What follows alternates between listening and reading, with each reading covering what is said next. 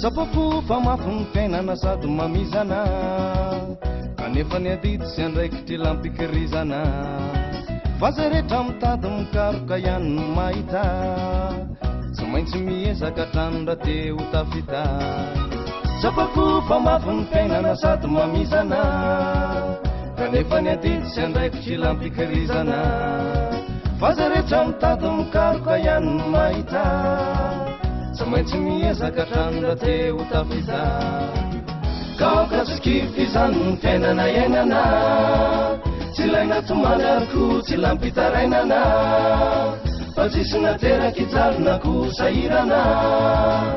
fa ny fiakarana ihany miova fitinana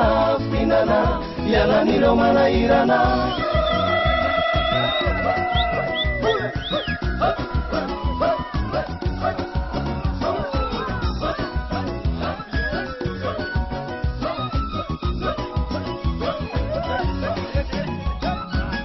kajereo tsara ny lalana tokony ombana mba fakafakao reny sakana mety hibana fa ny fiainana tany tsy lozan'izay misy fingana ka mila miezaka hatrano mba vitadingana kaoka tsy kify izany ny fiainana iainana tsy ilaina tomany ariko tsy lampitarainana fa tsisy nateraky jalonako sahirana fa ny fiakarana ihany miova fitinana kaoka tsy kify izany ny fiainana iainana tsy ilaina tomany ariko tsy lampitarainana fa tsisy nateraky jalonako sahirana fa ny fiakarana ihany miova fitinana ialan'ireo manahirana zegny izy avako abe fiainana ambony tany toy tsy lozanjaly tsy lozam-pahoriana somba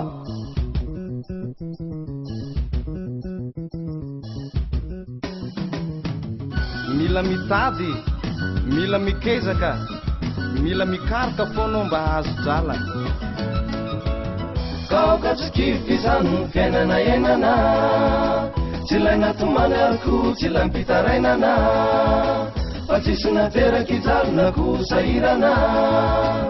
fa ny fiakarana ihany miova fitinana kaoka tsy kify izany ny fiainana iainana tsy ilaina tomany ariko tsy lampitarainana fa tsisy nateraky jalonako sahirana